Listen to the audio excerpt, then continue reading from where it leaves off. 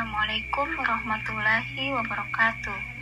Halo rekan-rekan semua, selamat datang di video kami.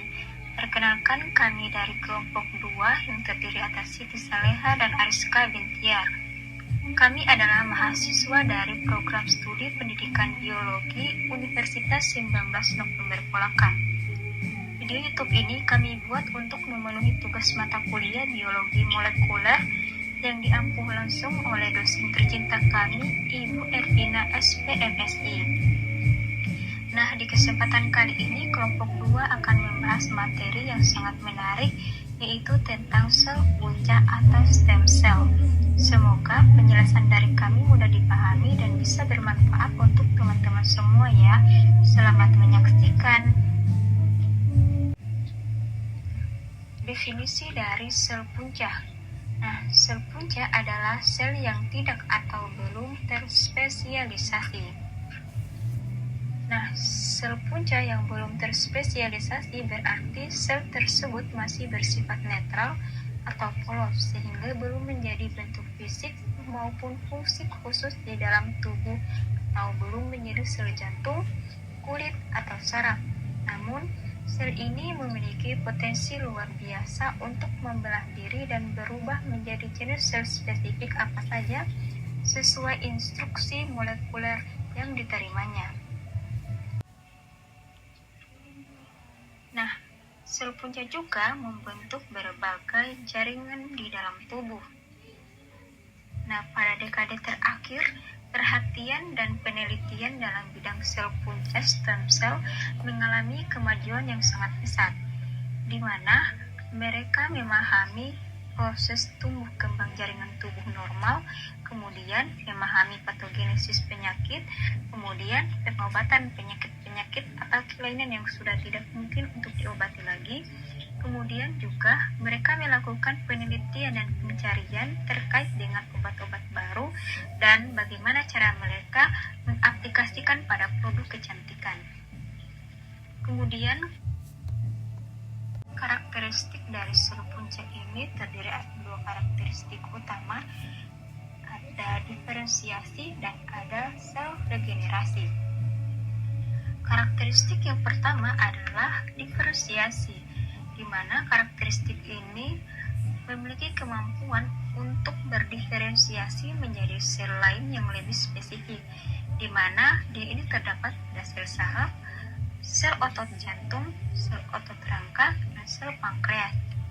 Kemudian karakteristik yang kedua adalah sel regenerasi. Dia ini memiliki kemampuan untuk memperbaharui atau meregenerasi dirinya sendiri. Kemudian jenis-jenis sel punca. Nah, sel punca ini terbagi menjadi beberapa jenis yang terdiri atas totipoten, kemudian pluripoten, multipoten, dan unipoten. Jenis sel punca yang pertama adalah totipoten. Dia ini merupakan sel punca yang dapat berdiferensiasi menjadi semua jenis sel. Nah, dia ini juga termasuk ke dalam sel embrionik awal. Nah, di sel embrionik awal ini dia mampu membentuk berbagai jenis sel, mampu membentuk sel-sel yang menyusun plasenta dan tali pusat, dan mampu membentuk satu individu yang utuh. Contohnya itu pada zigot dan morula. Kemudian jenis sel punca yang kedua adalah pluripoten.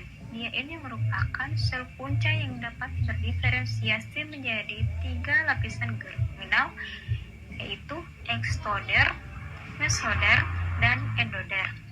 Tetapi tidak dapat menjadi jaringan ekstra embrionik yang terdapat pada plasenta dan tali pusat, dan tidak dapat berkembang menjadi satu fetus yang utuh. Dia ini contohnya terdapat pada sel punca embrionik. Kemudian jenis sel punca yang ketiga adalah multipoten. Dia ini merupakan sel punca yang dapat berdiferensiasi menjadi banyak jenis sel. Nah, jenis sel punca multipoten ini terbagi menjadi 2, yaitu ada hemopoietic stem cell dan neural stem cell. Yang pertama adalah hemopoietic stem sel yang terdapat pada sumsum tulang. D ini berdiferensiasi menjadi berbagai jenis sel yang terdapat dalam darah, eritrosit, leukosit, dan trombosit. Kemudian yang kedua adalah neural stem cell. D ini terdapat pada sel saraf dan sel glia. Kemudian jenis sel punca yang keempat adalah unipotent.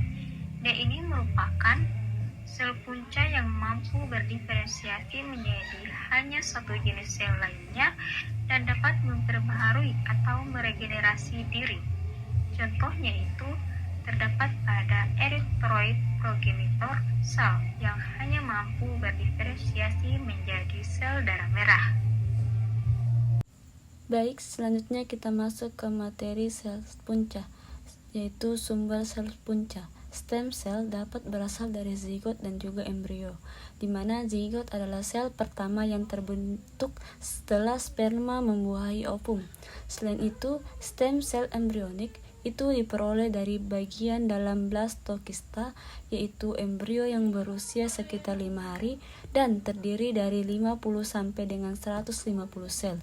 Stem cell ini umumnya diperoleh dari sisa embrio hasil program bayi tabung atau AIV yang tidak digunakan lagi.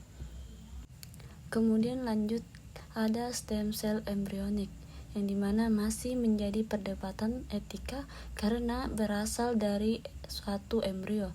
Namun, sel ini memiliki kemampuan yaitu memperbanyak diri tanpa batas dalam kondisi kultur yang optimal.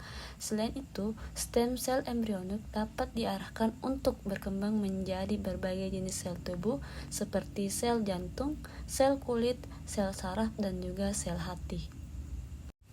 Kemudian kita masuk ke sumber stem cell dari fetus dan darah tali pusat, yang dimana stem cell juga dapat diperoleh dari jaringan janin atau fetus serta darah dari tali pusat.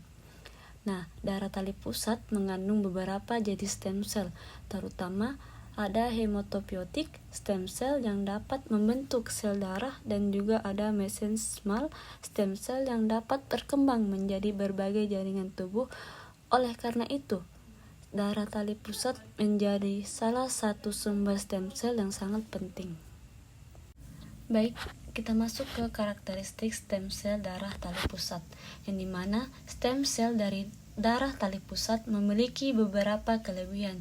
Yang pertama itu ada risiko penolakan oleh sistem imun yang lebih rendah. Kemudian yang kedua adanya pengambilan yang tidak memerlukan tindakan invasif sehingga aman bagi ibu dan juga bayinya.